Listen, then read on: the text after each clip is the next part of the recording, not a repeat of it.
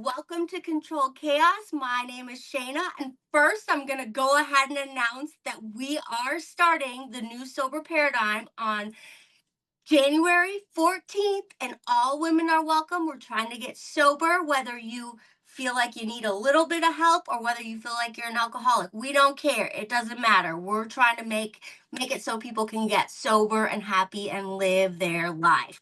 But I have my guest here, Allie, and that's who we're here to talk to. So just take it away. Can you tell us a little bit about you and how we kind of came to where we are? Yeah. Well, thank you so much for having me on. And, I've been following you for a while, and it's just so good to be here. Isn't it so good to be in spaces with other sober girlfriends and Yes. our sober community? It feels so lit. It And does. yeah, it's great. It's high vibes and yeah, I mean, I think we connected on Instagram, social media, and I mean, if anybody out there is wondering if sober Instagram is the party, yes, it is. It is totally the party. It's like almost like I don't want to say AA, but like any program in the world where you have like support, but it is just with you all the time and like it's like support times 10, right? In the inbox, when you're scrolling, you talk to each other, get to know each other, meetups, like whatever. It's like that program that builds and it's like a community of its own. 100%. Yeah. And I, So I good. love it because, you know, social media sometimes can feel scary. And when you're putting yourself out there, when you're talking about something that's so personal as sobriety, and you're being so vulnerable to be held by this Yes. container we're all weaving it's fantastic. It's magical. And so yeah, I mean, I love all the content that you share. Your story, girl, is like incredible. It's so inspiring. And I Oh, appreciate just this opportunity to speak and to share and for us to, just share some hope and wisdom out here. yes. I love it. Yeah. So, for me, again, my name is Allie. I'm originally from the Virgin Islands. That's where I grew up. That's where I was raised. And that's where I was actually living before a month ago. My boyfriend and I have now moved to Charlotte, North Carolina. But yeah, that's where I'm from. And I've been sober for a little more than 7 years now, which super, thank you. Yeah, super pumped, super proud of. And, I also help women, help them live their best sober lives and help women in their sober journey as well. So it's, what I feel so strongly, Shane, and I think you'll probably connect with this too. It's like there's so many great voices in our community, and I feel like we need as many voices as we can to really uplift, like just to keep uplifting this space because, who knows who's going to connect with who. Agreed. Um, Yes. and we need more people to, to collectively change what I think is the world. I think we are truly disrupting. We're at a point right now where we are disrupting big alcohol. We're disrupting the culture of alcohol, and who knows where it's going to lead, right? So, Yes. um, but yeah, with my story with alcohol, I you know I consider myself somebody who growing up, I was always that kid or that person with like just like big dreams and always Mhm. wanting to achieve and reach for the stars and all of that stuff. And I had my dreams like being a professional golfer. That was my plan number one in life was to be on the LPGA tour. And Wow. yeah, I mean, I'm like from 6.5 years old. I'll never forget the moment that I was on the golf course and I was like, yep, I'm going to do this with my life. And the first goal was to get to college. And so I pretty much dedicated my whole childhood to that, like razor sharp focus, let's go, and would travel all over the country, to Canada, the Caribbean to play. I made it to college. After college, things changed. I decided that I wanted to pursue other dreams. I started to do pageants and I was Miss Virgin Islands. And then from there went to Miss America. So I've always been just really trying to move forward and everything. The That's great, right? But the flip side to that is, or I should maybe like the darker side is perfectionism. And it's beating up on yourself. And it's looking for ways looking for outside ways to validate your self-worth. Because what happens if you don't meet those goals? If you don't play well in a golf tournament, if you don't win Miss America, which I mean, what 0.1% of women will win Miss America? Like, Right. you know? Um, so the long story short is that I started over time in my adult life turning to alcohol to numb those emotions of feelings of failure, feeling like I wasn't loved. And then that really grew into being in spaces where I found myself turning to alcohol so that I could feel like I fit in more, like when I was socializing. Um, I mean, all of that. And that just kind of grew and grew. And, I take full responsibility for my actions. But I think culturally too, if you're watching a movie and somebody's having a hard day, where are they? They're at the bar drinking away their sorrows. And it absolutely burns me up inside. It's like you're throwing gasoline on a fire. If you're sad, why are you going to drink alcohol? That's a depressant. But Yep. I was talking to a client the other day about Christmas, and this just reminded me so much of it. And she was like, but the spirit of Christmas, it's like drinking wine and cooking, and like that is Christmas, and my kids are coming and they're going to feel like it's not Christmas. And I said, your kids who want you to stop drinking are going to be sad about the spirit of Christmas when you're not drinking. Can we like rewind, because where did we all get that from, right? It's not just the spirit of Christmas, right?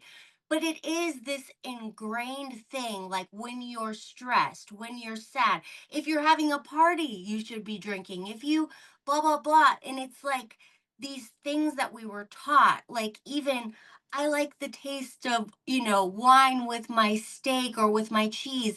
When you first drank wine or you first drank alcohol, not a one of us liked it. Let's be real.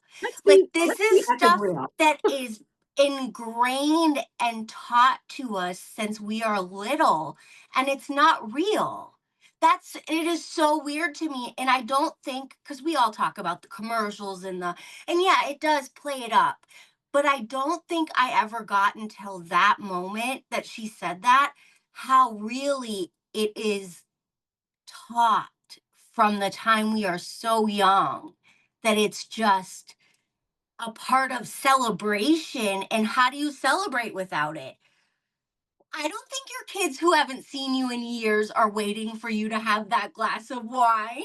I think they want to see you interact with your grandkids, with spend time. Yes, the food they haven't eaten in years that you cook. Those are the things that like they miss. They don't miss seeing you drink a glass of wine. That's so weird when you say it out loud, right? But it's not weird at all. This is what people are thinking. Absolutely. It's the moments. It's being present. It's the connections. Alcohol removes you from that. It waters it down. It robs you really of being able to fully appreciate it. You might feel some heartfelt, moment, but it's not. You can only go so deep, you know. Right. And so I totally agree 100% with what you're sharing about that. And yeah, we did have we're just kind of coming out of the holidays Yeah. and so we're in the throes of the new year and dry January. But you know, going back to the holidays, it's a beautiful time, but could also be a little gnarly sometimes with the holiday flow, the hustle and bustle. Everybody's trying to navigate it like like we're all trying to like Yeah. figure it all out. And I know that for me in past holidays, I would feel so sad as an adult. And this is before I'm now with my partner.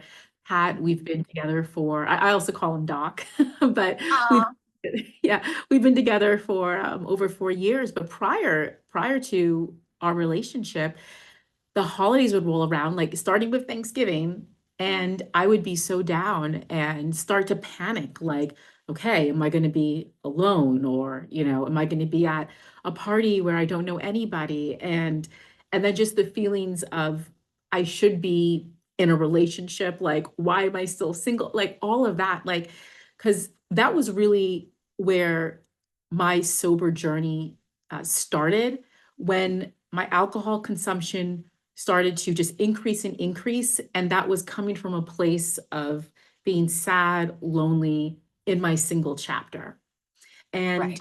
when I look back on that, yeah, it's mixed, because a part of me says, oh, I wish I would have looked at it this way. But I do believe that I was that rock bottom. I needed to go through that in my life journey to be where I am today. But I wish now, and this is what I do share with women and with anybody who I'm speaking with, is that that single chapter is so precious.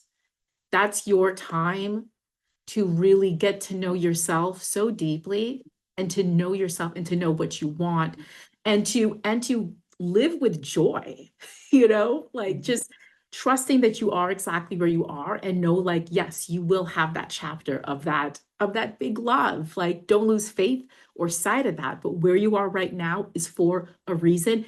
Everything has to time out. Like everything has to time.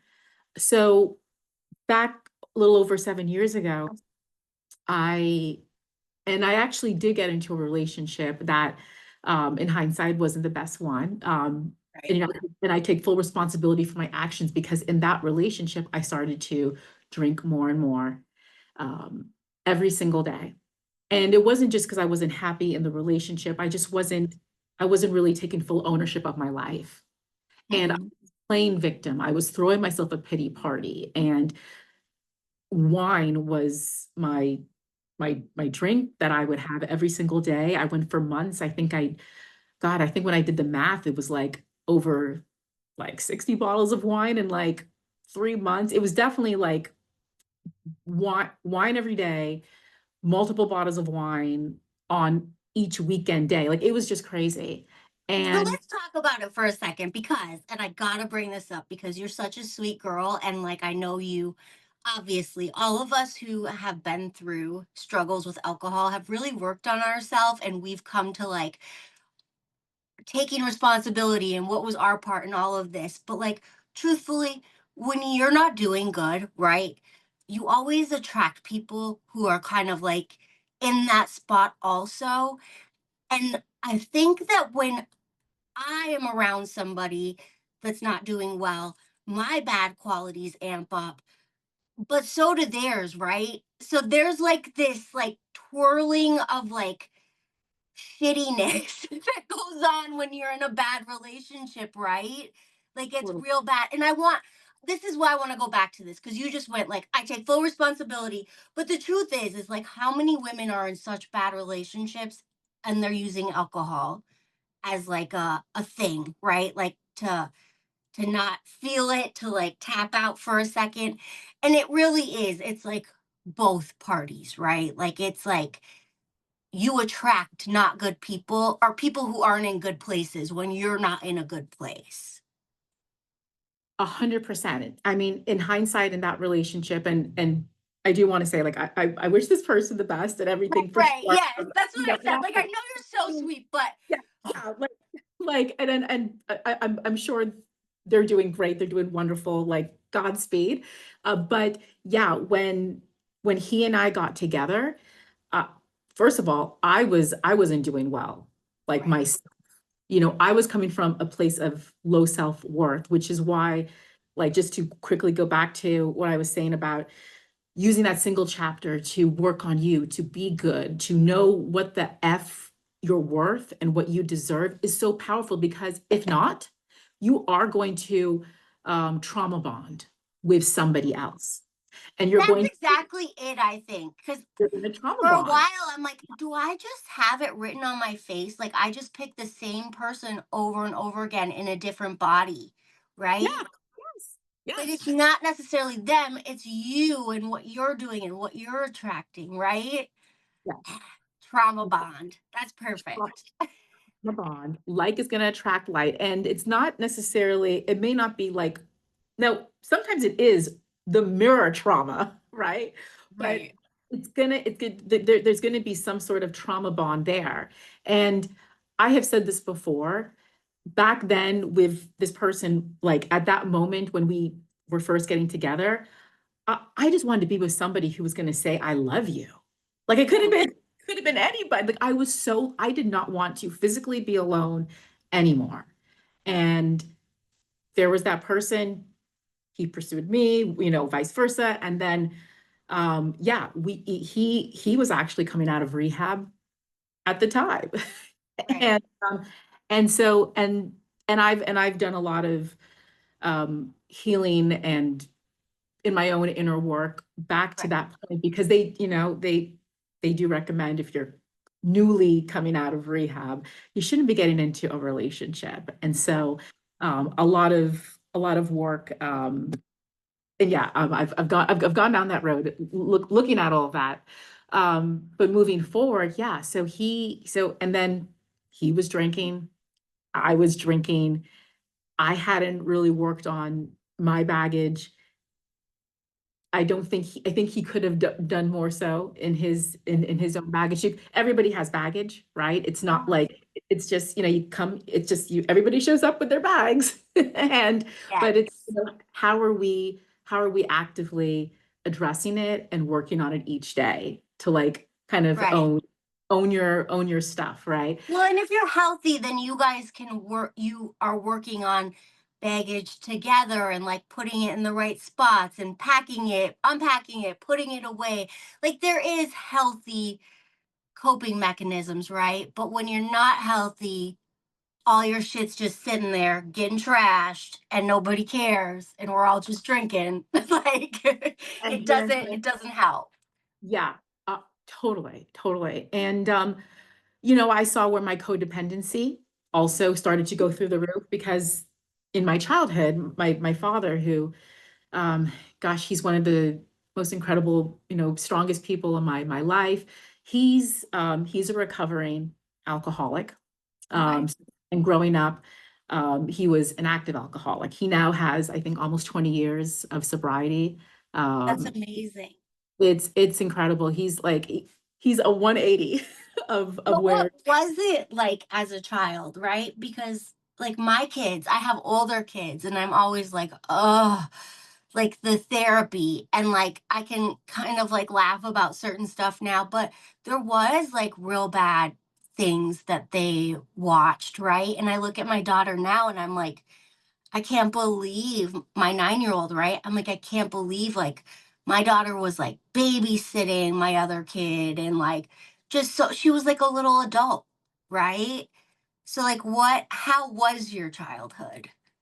yeah. Well, my childhood, I knew I was always loved by both my Mhm. parents, even though as I got older, I knew that my dad was struggling. You know, Right.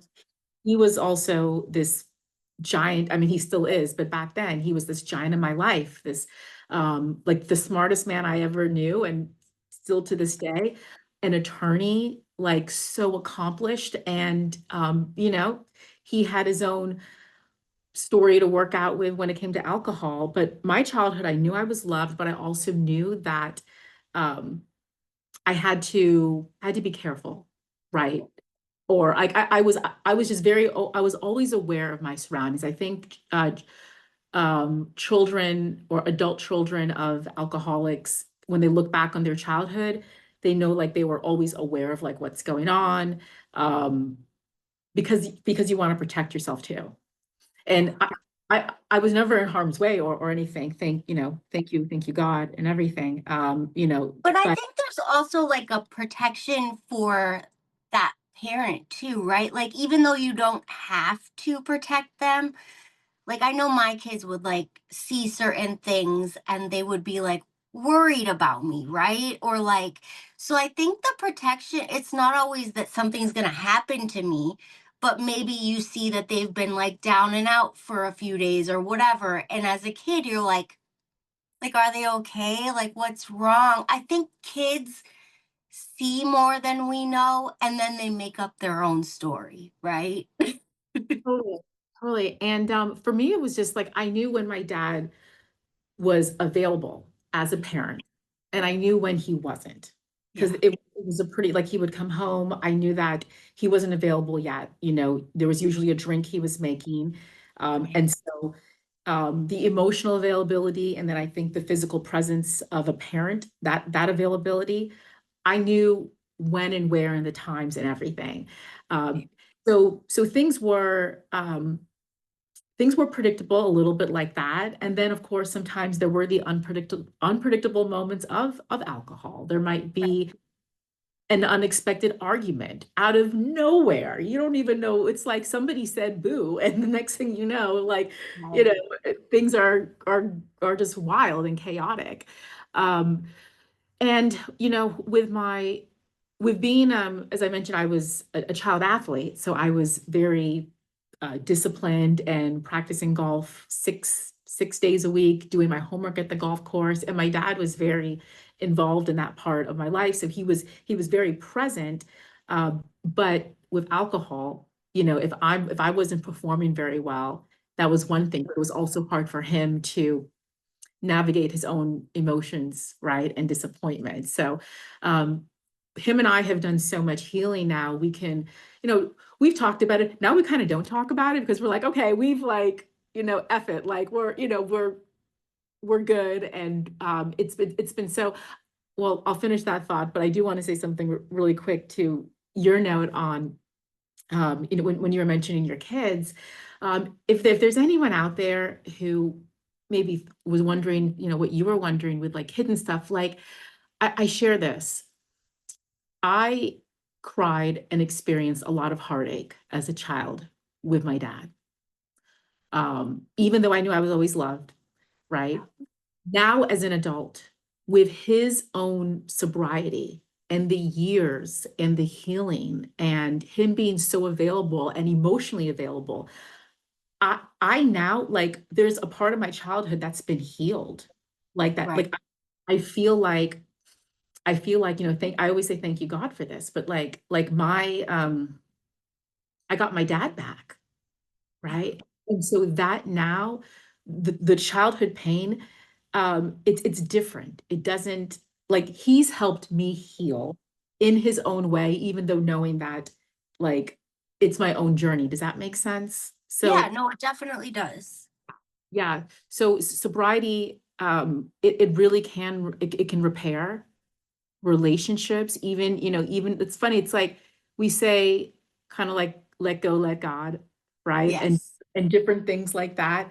It almost feels counterproductive a little bit to be like, let go, let God, surrender and all of that. But it really does heal. And of course, conversations when they're appropriate and when there's the time for that.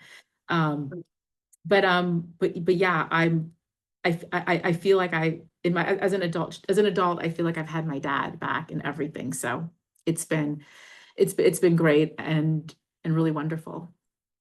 I love that. I know it's not like the easiest thing to talk about when you're already over it, but it kind of does shape who you are and what's going on. Okay, so we're with the ex-boyfriend and you're drinking a lot. What happens then? Yeah. So there was a part of my soul and spirit that deep down was like, I can't do this forever. Like I gotta get out. And astrologically, I'm a Gemini. I'm actually a double Gemini because Okay. I'm a Gemini sun, Gemini rising. And one thing I think about Geminis is that when we know we're done, You're we're done. done. Like when we I'm gonna can't, say Aries. I'm just gonna blow it all up. right, right, exactly. Burn it Like, down. Burn it down. girl, Be girl, crazy. I I love me some Aries. My dad's an Aries. Okay. So like y'all don't Love play it. around. Y'all don't play around at all. Fire. I love it.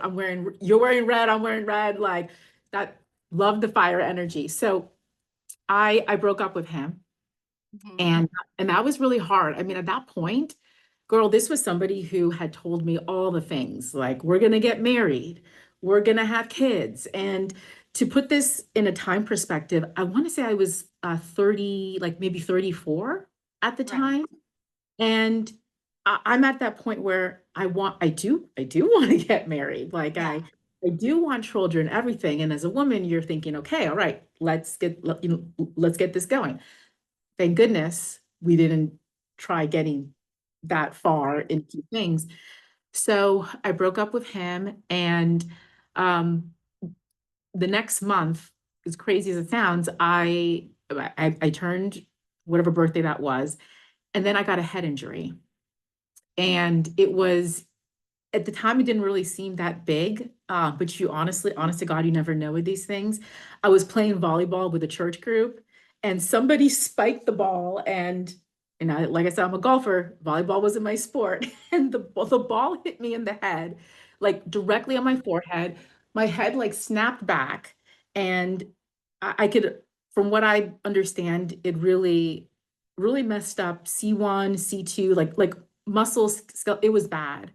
And basically, I had a concussion, and doctors said that it would probably go away in Mhm. time. I was on some low dose pain medication. Well, that didn't work.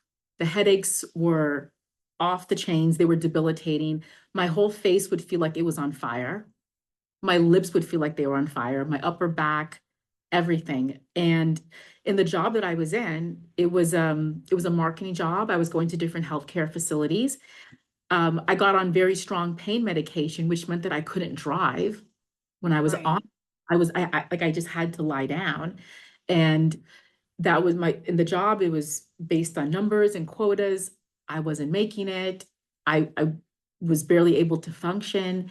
And it was one of the lowest moments of my life. Like coming out of that relationship where there Right. was so much alcohol, so much stuff, and then breaking up with, the person and then the head injury. And now we're in the summer of 2017.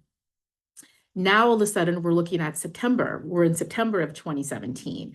I get called into work. They fire me. And now I'm freaking out because I'm about to lose my health care. And I have this head injury, like months of all this head pain. The next day, because I wasn't in the Virgin Islands at this time, I was in Louisiana. The next day, a category 5 hurricane hits my home island, devastates it. I lose all contact with family. The Mhm. island is destroyed. And I'm thinking to myself, okay, I've just been fired. I'm about to lose healthcare insurance, and I have no home back to go to. And I don't even know if my family is okay. Right. I I was in a state of God, like almost like I felt stranded. Right. And I felt, not to sound dramatic, but anyone who has experienced a concussion and for months, and that pain and that darkness, I thought I was dying. Like Yeah. I felt like I was just deteriorating, and maybe it was a little bit of playing victim, but like I was in so much physical pain, emotional pain. I just dropped down. The head and like the neck, the back, whatever, is like a super sensitive area to hurt, right? Like it Yeah, takes time and it messes with a lot of it messes with everything, like your brain activity. mental health, Yeah, me- like crazy. everything. I didn't have a good grasp on reality. Your You know, spine. I kept saying your back, your back. No, yeah, like your spine, it's a huge deal, right? it's it's huge. It's absolutely huge. And I remembered, I think it was maybe a day or two after that hurricane hit. And by the way, I myself have gone through a catastrophic hurricane from childhood, where I remembered our roof going and like the windows being blown in. So there was some PTSD that was coming back from that moment. But I remember dropping to my knees in my apartment a few days after that hurricane with my head pounding and just being in the state that I was in. And I cried one word. and I cried life. It was all I could get out of me. I couldn't even cry God. I couldn't cry. I could only cry the word life. And it was me truly begging for my life in that moment. I felt like I was begging for my life. And I truly believe in miracles. I got up. The clouds didn't part or anything, but I got up, I wiped my tears, and I thought, okay, let me just do the next best thing. Shayna, within a week, almost every part of my life had been restored. And it was the biggest miracle, one of, I should say, the biggest miracles I've ever experienced in my life in 7 days from that moment of truly surrendering on my knees, begging for my life. And in a way where it was like, God, show me the way, or higher power, universe, show me the way. And in that week, one thing that was very pivotal that happened was me going to a physical therapist who I was on the waiting list for to see. I was in a small town. And I don't know all, I can't, I could barely remember all the things she did, but long story short, she isolated with her hands points in my neck. She had gloves on and put her hands in my mouth to like isolate different points. I felt all this fluid drain from my head. And my body started to kind of convulge and I was crying. I was embarrassed. And I told her like through like tears, I was like, I'm so sorry, because I was snotting and everything. I was like, I'm so sorry. I'm not trying to be dramatic. She was like, it happens, relax, don't worry. After that appointment, I got into my car and I literally felt my body for the first time because that nervous system, it like I was starting to lose the feeling of like being able to feel my own skin. That's how bad it was. I sat in my car, I felt my skin, my body for the first time. And in the quiet of that car, I heard two words: don't drink. And I believe that those were my guides speaking to me. Again, not a dramatic moment. Clouds didn't part, rainbows didn't appear. It was just, don't drink. And I knew in my soul at that point that sobriety was now my new North Star in my life, that my life was not going to move forward unless I was going to be sober. And I could have a choice. I could go back to drinking and go around that hamster wheel again and stay there forever. Or I could finally listen, don't drink, and move on. I love that so much. It's funny because people often ask me, I like two things that you said there. People often ask me, like, what is it that you do to get sober? Like, what is the key? And the truth is, and I don't care how many times we explain it or say the things we do on a daily basis or we have done, which whether you do AA or you don't use a program or you just use like sober Instagram, it really is like mind, body, soul, right? If you really break it down, it's mind, body, soul. But what people don't understand is there is often first has to have like a change or a surrender or a stop in you. Like there has to be a point that comes for you where you're like, I got nothing, I can't, and I don't know how. And if you're missing that part, when you do all the other things, sometimes it just doesn't come together. And you're like, what is going on? And I went to rehab over and over again. And like a lot of people will say, like, you don't want it bad enough if you've done these things and it doesn't work or blah, blah, blah. And I think honestly, like I really wanted to get sober. I really had no idea how. And there just came a point where I thought I was giving up. Like I was like, I'm taking these kids and I'm going home to my mom and dad so that like when I die, they have someone because like I have nothing left to give. And I got sober that week, right? It's like this surrender, like I got nothing because I can't figure it out. And like we can say, right, like prayer, meditation, you can cut down, you can do this. There's all these things that keep us healthy and keep us sober. But the getting sober is really a surrender of like, I'm not in control of my stress, anxiety, my insecurity, any of that anymore. Because when I want to control it, I want a man made right now fix. And what I'm going to go for is alcohol, drugs, whatever that is, right? But there's a point where that stopped working, right? Yep. And Yeah. it's just like, I give up. And sometimes that giving up, it's not giving up. It's just like, God, I don't know what to do. And I think that's the part that sometimes we miss. But I loved that you said, I just got up and did the right next thing. Because I tell people that all the time. Like, when you're confused and you have no idea what to do, what's just the next right small step? Like, Yeah. what is the next good step? Like, you feel good about it. It's probably not going to be picking up a drink, right? Like, what is the Yep. next right Yeah. thing that you feel good about? And I don't know, that surrender piece is just so big, girl. And I think that we'll be looking all over, like, how do I stop? Or how do I get better? How do I feel better? And it's like, it's not you. It's not you. Exactly. Oh my gosh, I was getting goosebumps as you were speaking.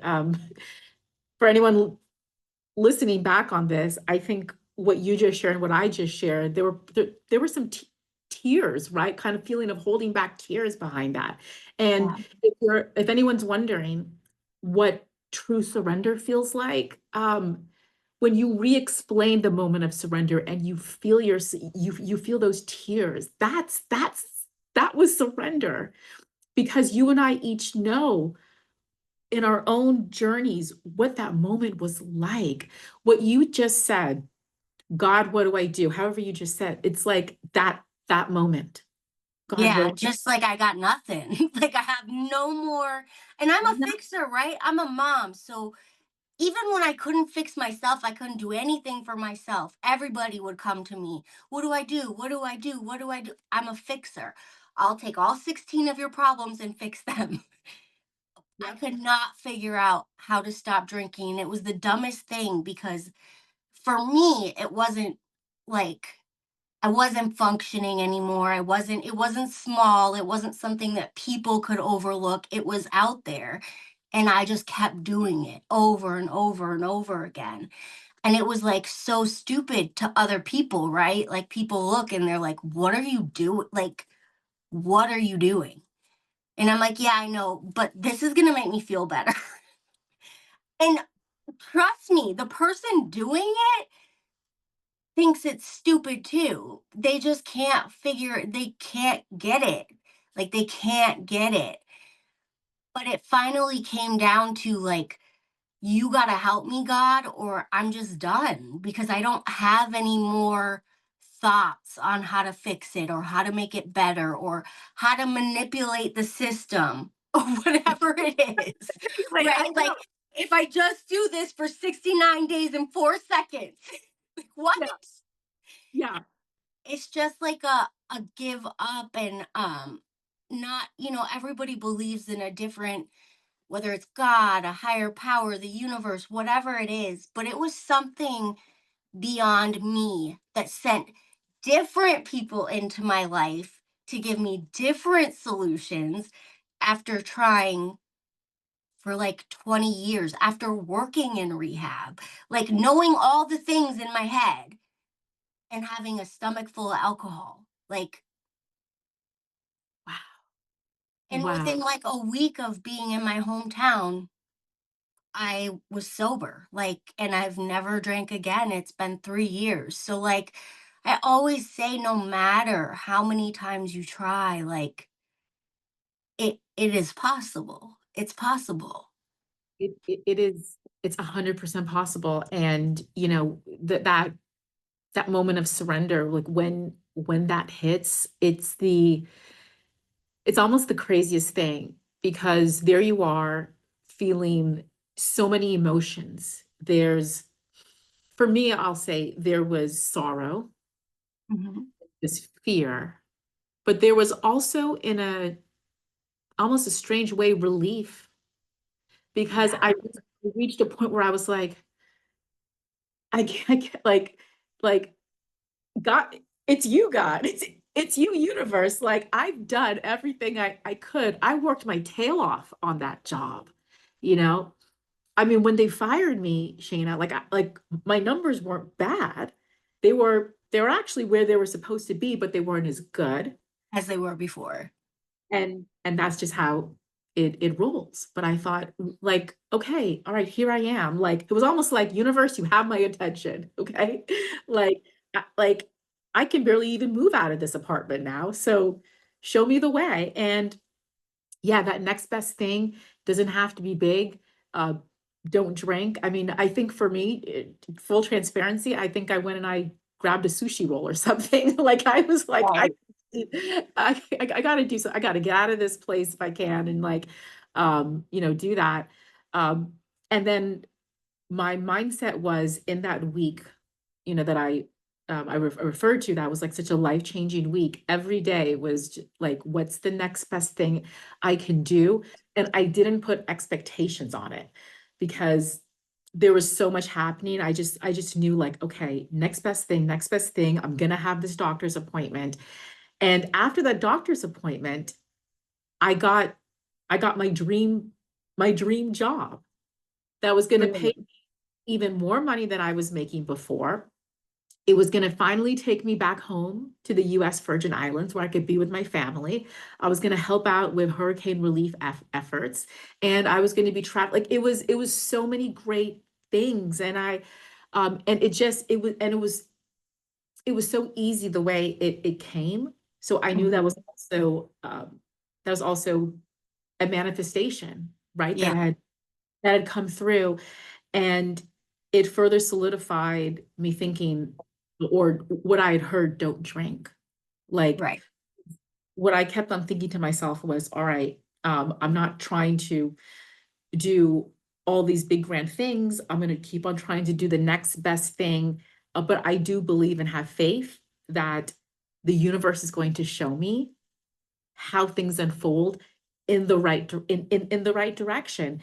Because once I heard those words and I started to move forward, I finally felt like my life was moving forward in like Right. just moving, not so much like, okay, and now I'm gonna meet the guy of my dreams in like 3 months. It wasn't like that. It felt like the train was leaving the station. Right. And then I thought to myself, okay, I know deep down in my heart, my soul, my life is now moving forward. Let me use this time to work on myself, do the heavy lifting, go deep, and be the best version of myself for big goals down the line, like having partnership again in my But life. that's why we talk about like not just getting sober, right? But building a life that you love. And it sounds really cliche, but it's easy to drink when you look around and your house is trashed and stuff isn't taken care of. You've lost your job, this and that. When you start setting goals and you start meeting them, like I got a boyfriend, we had a good relationship, we bought a home together. Like it started to be that like I had things that I didn't want to break. And Yes, before I didn't have that, right? Like so like building, achieving your goals, doing things. totally. Absolutely. And I mean, I knew I had a lot of work to do. I just knew there was a lot of stuff, and I didn't know how long it was going to take. But I Right. was I was single for 3 years. I didn't go on one date for 3 years. I was celibate for 3 years because I said, you know what, screw it. Like I know what it's like to pick the wrong or you know Yeah. to do what I did and it didn't work out. Like I knew that. And so I was like, all right, I'm not playing victim here. And whoever's going to come into my life, like I want to be in such a much better place. And what I realized in that is, yeah, like when I met my partner now, it was so clear, Shayna. It was just so clear that we were supposed to be together, and it was very cool. Um, and then I realized, oh, okay, now the real dance begins, right? Because Mhm. relationships aren't perfect. And now No. you to, even with 3 years of sobriety and all that stuff, and it is so aligned. There's still stuff, but that's part of being in relationship. Right. And finding somebody who loves me, and I love him, like, flaws and all, just Right. being able to see all that. And he's also sober as well. I So love that. yeah, So so cool. it's very cool. So he gets to try my mocktails, tell me if I they're good, love it. all that stuff. So yeah. So, last question for you. You work with women on sobriety. So, what is your biggest top two tips for somebody who wants to get sober? Like, what's the first two things you always tell someone? Yeah. Well, for somebody who wants to get sober, um, I try to tell them, keep in mind, it may not be easy right now. Just Right. but stay the course, and almost think of a little bit of that dark tunnel, but it gets lighter and lighter as you go through. Because I know in my own journey, one of something that I tell myself, and I have to remind myself too, is it's darkest before the dawn. Yes. It always is. But when you get there, it feels so amazing. So, however, that's really important. Keep the faith. Just stay the course. I say stay the Yes. course because I'm a golfer, so course. Yes. stay stay the course. Um, and then also, I'm very big on gratitude. I You know, love gratitude. We just did a gratitude ceremony. So amazing. I think it like literally changes how you feel, and how you feel has so much to do with drinking, not drinking, because whether we like it or not, we have those personalities that go like down in the dumps so quick and drag us down.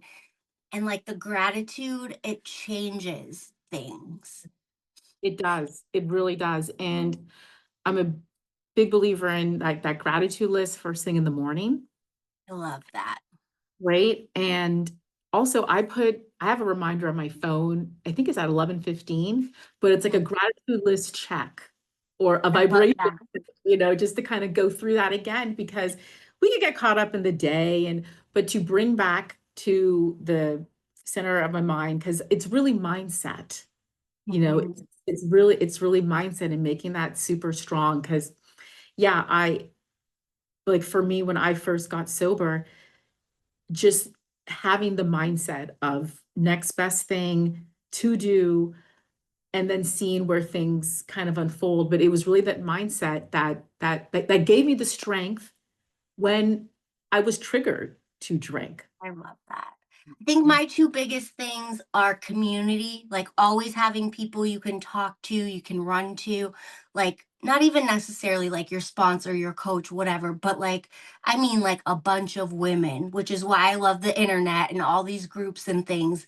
People do it through, whatever programs, but I love community, always having somebody you can text, talk to, and a plan. I always felt like, if I didn't have a plan, I was gonna fall wherever I went. Like, if you have a triggering moment or you have something bad that happens, you have something exciting that happens. Cause, like, I think we think that triggers only come from when something bad happens, but truthfully, we haven't let ourselves feel a lot of things. So when we get super excited, sometimes that dopamine kick is like, I want more, right? And you want alcohol. So I think like having a plan and having a community is a huge, huge thing. Mindset is huge. But I think being able to see different women like this, right? Talk to different women is such a huge deal because you see how it manifests in all different ways, right? Totally, because we're not alone. No.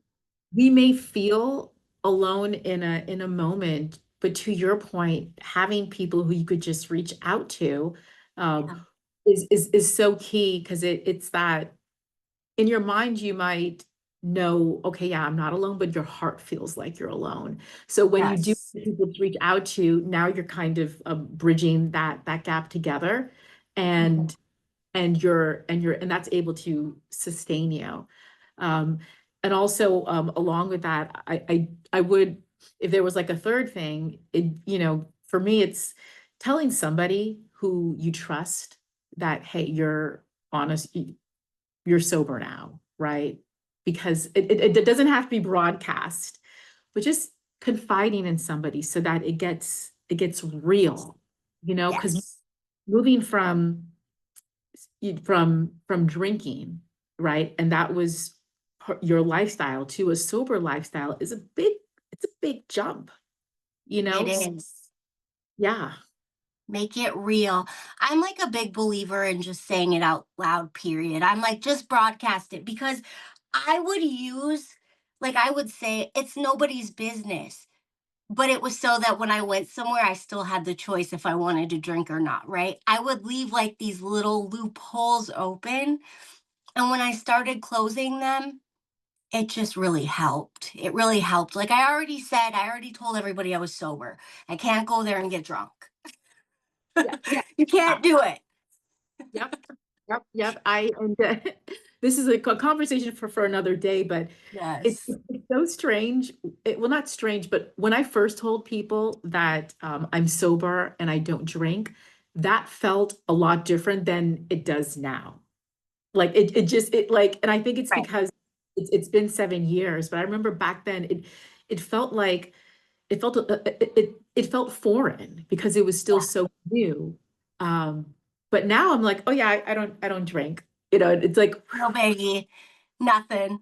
Well, I thank you so much for coming on. You were so much fun. I could like literally talk to you forever, girl.